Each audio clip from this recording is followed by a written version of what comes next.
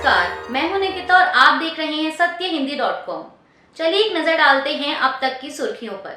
महाराष्ट्र की सियासत के लिए आज का दिन काफी अहम माना जा रहा है और ऐसा इसलिए है क्योंकि एनसीपी में टूट के बाद शरद पवार गुट और अजीत पवार गुट दोनों ने अपनी ताकत का प्रदर्शन करने के लिए आज 5 जुलाई को बैठक बुलाई है। एनसीपी के शरद पवार गुट की तरफ से बुलाई गई बैठक में सभी विधायकों को शामिल होने के लिए आदेश निकाला गया है और इस बीच खबर है कि शरद पवार के आवास सिल्वर ओक पर उनके समर्थन में पोस्टर लगाए गए हैं जिसमें लिखा है कि 83 साल का योद्धा अकेला निकला है। इधर अजीत पवार ने एनसीपी के 53 में से 40 विधायकों के समर्थन का दावा किया है। राज्यपाल को लिखी चिट्ठी में 40 से ज्यादा विधायकों के समर्थन और उनके साइन की बात कही गई है। वहीं कई विधायकों का आरोप है कि उन्होंने उद्देश्य जाने बिना अनजाने में चिट्ठी पर अपने साइन कर दिए। इसके अलावा ना तो अभी तक अजीत पवार और ना ही शरद पवार ने अपने समर्थन में विधायक पेश किए हैं, लेकिन कई एनसीपी नेताओं ने शरद पवार के प्रति अपनी वफादारी का ऐलान किया है, जिसमें अनिल देशमुख, जितेंद्र आव्हाड, जयंत पाटिल, रोहित पवार, संदीप क्षीरसागर और प्राजक्त प्रसाद राव तनपुरे जैसे नेताओं के नाम शामिल हैं। इन नेताओं ने शरद पवार के साथ अपनी तस्वीर शेयर कर समर्थन की बात कही है। देश में यूनिफॉर्म सिविल कोड पर छिड़ी बहस के बीच ऑल इंडिया मुस्लिम पर्सनल लॉ बोर्ड ने एक बड़ी बैठक बुलाई है। मीडिया रिपोर्ट के मुताबिक इस बैठक में समान नागरिक संहिता पर चर्चा की जाएगी और आगे के लिए रणनीति तैयार की जा सकती है। बता दें, यह बैठक कल 6 जुलाई को सुबह 10 बजे बुलाई गई है। इसमें वर्चुअल तरीके से पर्सनल लॉ बोर्ड के करीब 250 सदस्य शामिल होंगे। खबरों के मुताबिक इस बैठक में उस फाइनल ड्राफ्ट पर चर्चा होगी जिसे बोर्ड की तरफ से सरकार को सौंपा जाना है। आपको बता दें कि बीते दिनों सेंट्रल लॉ कमीशन ने नोटिफिकेशन जारी कर 30 दिन के भीतर यूनिफॉर्म सिविल कोड पर लोगों से राय मांगी थी। इसमें देश के तमाम लोग और संगठन अपनी राय दे रहे हैं। इसी क्रम में ड्राफ्ट के जरिए all India Muslim Personal Law board law commission को अपना जवाब देगा। वहीं देश भर से लाखों लोगों ने भी इसे लेकर अपनी राय दी है। इसके अलावा कई हिंदू संगठनों ने भी यूनिफॉर्म सिविल कोड का समर्थन करते हुए अपने सुझाव लॉ कमीशन को सौंपे हैं और ये तमाम सुझाव मिलने के बाद लॉ कमीशन इसे लेकर अपनी रिपोर्ट तैयार करेगा और इसे सरकार को सौंपा जाएगा। प्रधानमंत्री नरेंद्र मोदी द्वारा हाल ही में यूनिफॉर्म सिविल कोड के मुद्दे पर बयान देने के बाद से ही देश में बहस छिड़ी हुई है। तमाम विपक्षी दलों के नेता इस पर अपनी प्रतिक्रिया दे रहे हैं।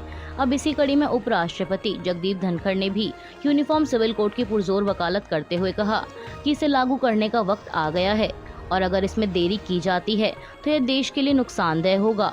उपराष्ट्रपति ने कहा कि यूनिफॉर्म सिविल कोड देश को एक साथ बांधे रखेगा। उन्होंने कहा कि हमारा संविधान बहुत ही समझदार और नेकदिल लोगों का दिया हुआ है।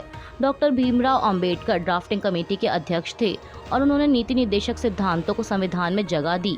उन्हें विश्वास था कि ये सिद्धांत देश के प्रशासन में जरूरी हैं और सरकार का कर्तव्य है कि इन सिद्धांतों को कानून का रूप दें। पश्चिम बंगाल में होने वाले पंचायत चुनाव से पहले राज्य की सत्तारूढ़ पार्टी टीएमसी और राज्यपाल सीवी आनंद बोस के बीच गतिरोध बढ़ता जा रहा है। दरअसल टीएमसी का आरोप है कि गवर्नर राज्य की सुविधाओं का इस्तेमाल कर बीजेपी कार्यकर्ताओं के साथ बैठक करके चुनाव प्रक्रिया में हस्तक्षेप कर रहे हैं। ममता सरकार ने राज्यपाल सीवी आनंद बोस पर नैतिक आचार संहिता का उल्लंघन करने का आरोप लगाया है। सत्ताधारी पार्टी का कहना है कि राज्य से परामर्श किए बिना बीजेपी के सदस्यों को सुरक्षा प्रदान करने के लिए बैठक और केंद्रीय सुरक्षा एजेंसी का आयोजन किया जा रहा है। इसी सिलसिले में टीएमसी ने राज्य चुनाव आयोग को एक चिट्ठी लिखी है। इस चिट्ठी में टीएमसी ने सीधा राज्यपाल की भूमिका पर सवाल खड़े किए हैं। टीएमसी नेता सौगात रॉय ने कहा कि हम राज्यपाल की भूमिका की निंदा करते हैं। राज्यपाल उन मामलों में दखल देते हैं जिसमें उन्हें बीच में नहीं आना चाहिए। सांसद सौगात राय ने आगे कहा कि कानून व्यवस्था पूरी तरह राज्य सरकार के हाथ में है। राज्यपाल सबसे ऊपर हैं। राज्यपाल जिस ढंग से यूनिवर्सिटी को लेकर हस्तक्षेप कर रहे हैं वो भी गलत है। हम उनकी निंदा करते हैं। पश्चिम बंगाल के डीजीपी ने भी साफ कह दिया कि कुछ घटनाएं हुई हैं, लेकिन हिंसा की तस्वीर जिस तरह से दिखाई जा रही है उस तरह से नहीं है। वहीं पश्चिम बंगाल की स्थिति को लेकर डीजी मनोज मालविया का दावा है कि स्थिति नियंत्रण में है। कुछ घटनाएं हुई हैं, लेकिन पुलिस ने तुरंत कार्रवाई की है।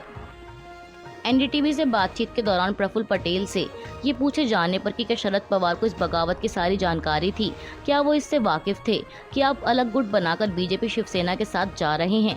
इसके जवाब में प्रफुल्ल पटेल ने कहा कि कोई सरकार बन रही है ऐसा तो कुछ नहीं था कि जानकारी होगी। हाँ, पवार साहब को हमारी मंशा तो मालूम ही थी। एकनाथ शिंदे की बगावत के वक्त जब हमारी गठबंधन सरकार गिरने वाली थी तब एनसीपी के करीब सभी विधायकों ने कहा था कि हो सके तो हमें बीजेपी के साथ सरकार बनाने की कोशिश करनी चाहिए। उस वक्त बात नहीं बनी क्योंकि एकनाथ शिंदे और बीजेपी की सरकार बन चुकी थी। प्रफुल्ल पटेल ने आगे कहा कि पिछले कुछ महीने से भी हमारे बीच बात हो रही थी कि हमें सरकार के साथ काम करना चाहिए।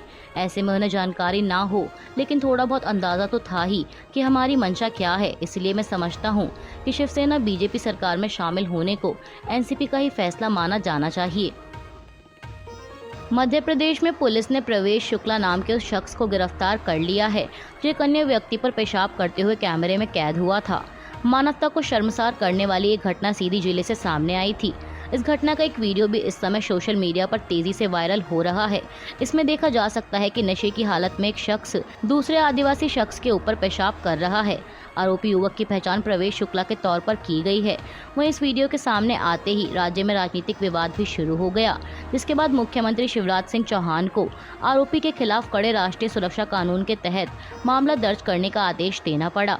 पुलिस के मुताबिक गिरफ्तारी से बचने के लिए एक जगह से दूसरी जगह छिप रहे शुक्ला को रात 2 बजे पकड़ा गया और पूछताछ की गई। शुक्ला के खिलाफ राष्ट्रीय सुरक्षा अधिनियम, SC/ST अधिनियम और भारतीय दंड संहिता की अन्य धाराओं के तहत मामला दर्ज किया गया है। जांच के तहत शुक्ला की पत्नी और माता पिता से भी पूछताछ की गई। वहीं पीड़ित करौंदी के 36 वर्षीय दासमत रावत को जब पुलिस पूछताछ के लिए लाई तो उन्होंने वायरल वीडियो को फर्जी बताया। एक हलफनामा तैयार किया गया जिसमें कहा गया था कि वीडियो फर्जी है और शुक्ला को झूठे मामले में फंसाने के लिए बनाया गया था। हालांकि सूत्रों का कहना है कि हलफनामा कथित तौर पर दबाव में तैयार किया गया था और अभी तक किसी भी अधिकारी को प्रस्तुत नहीं किया गया है। बीते 2 महीनों से मणिपुर में जारी हिंसा थमने का नाम नहीं ले रही है। इस बीच कल मंगलवार को भी पूर्वोत्तर राज्य से हिंसा की खबर सामने आई है। खबर है कि कल मंगलवार 4 जुलाई को भीड़ ने राज्य के थौबल जिले में भारतीय रिजर्व बटालियन के कैंप से हथियार लूटने की कोशिश की, जिस दौरान भीड़ से सुरक्षा बलों की झड़प हो गई और इस झड़प में एक 27 साल के शख्स की जान चली गई। इसके अलावा असम राइफल्स के जवान को भी गोली मार दी गई। न्यूज एजेंसी PTI ने सूत्रों के हवाले से बताया कि भीड़ ने खंगाबुक इलाके में स्थित 3री IRB बटालियन के कैंप पर हमला करके हथियार लूटने की कोशिश की। इसके तुरंत बाद सुरक्षा बलों और भीड़ के बीच में झड़प शुरू हो गई। सूत्रों ने बताया कि झड़प के दौरान भीड़ को तितर-बितर करने के लिए सुरक्षा बलों ने आंसू गैस और रबर बुलेट का इस्तेमाल किया, लेकिन हिंसाकर लोगों ने गोलीबारी करना शुरू कर दिया। इसके जवाब में सुरक्षा बलों की ओर से भी गोली चलाई गई और इस दौरान भीड़ ने कैंप जाने वाले सभी रास्ते बंद कर दिए ताकि सेना यहां नहीं पहुंच सके। रास्ते में मौजूद असम राइफल्स की टीम पर अटैक किया गया। राइफल्स के एक जवान के पैर में गोली मार दी गई और गाड़ी में आग लगा दी गई। वहीं इस पूरी झड़प में रोनाल्डो नाम के एक शख्स की गोली लगने से मौत हो गई।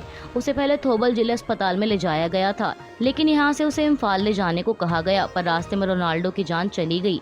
बता दें, इस झड़प में कुल 10 लोग घायल हुए हैं। अभी के लिए बस इतना ही। बाकी की खबरों के लिए बने रहिए सत्यहिंदी.com के साथ।